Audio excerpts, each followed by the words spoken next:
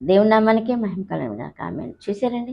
ఈలోక విధంగా ఈ మంచి దినాల్లో, ఈ భయంకరమైన దినాల్లో ఏమనుకుంటున్నారు? ఎంత సంబరపడిపోయి అటుకే వెళ్ళిపోదాం అనుకుని ఎంతగానో అనుకుంటున్నారు. చేతిలో చూస్తేనే సమస్తం కనబడిపోతుంది సర్వ ప్రపంచం అనుకుని ఎంతగానో సంబరపడిపోతున్నారు. అయితే ఈ సంబరం, ఈ సంతోషం ఎంతవరకు ఉంటుంది? దేవుడు సర్వ సృష్టిని కాపాడినంతసేపే ఉంటదనమాట. తర్వాత అదేమైతే తలకిందులైపోయి నాశనం అయిపోయి కొట్టుకుపోతుంది. ఎక్కడ కొట్టుకుపోద్దో తెలియనంత భయంకరమైన టెక్నాలజీ ఈ యొక్క విధానం. అయితే దేవుడు పుట్టించి పెరిగించి ఎంతగానో నడిపిస్తున్నటువంటి ఈ సృష్టికర్తని వదిలేసి ఎంతగానో ఈ యొక్క తృణపాల్యమైనటువంటి టెక్నాలజీ నిమిషంలో మాయమైపోయే టెక్నాలజీ వెనకాల పడి దేవుణ్ణి తృణీకరించొద్దు.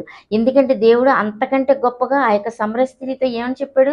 అమ్మ పితరులైతే ఇక్కడికి వచ్చి తాగి ఇక్కడికి వచ్చి దేవుని ఆరాధించి చూశారు, కానీ నువ్వు కనుక దేవుని యొక్క ఆత్మతో సత్యంతో ఆరాధిస్తే కనుక అది నీ గృహంలోనికే వచ్చేస్తుందని ఎంతగానో పరలోక మహిమైశ్వర్యపు టెక్నాలజీ చెప్పి ఎంతగానో ఆమెని అది పొందుకొనమని వచ్చే ఉన్నదని ఎంతగానో దేవుడు తను కనపరుచుకుని ఆ టెక్నాలజీ మార్గాన్ని చూపింది. ఇంక కష్టపడి పొరలాడి కొండలెక్కర్లా, దేవుడు ఇంటికే వచ్చేస్తాడు, మన హృదయంలోనికే వచ్చేస్తాడని ఇంతగా మార్గం చెప్పిన దేవుడు ఎంత గొప్ప దేవుడు! ఈయన శాశ్వతుడు, ఈయన యొక్క చిత్తం, ఈయన యొక్క చిత్తానుసారం నడిచినట్టు నిరంతరం నిలిచి జీవిస్తాడనమాట.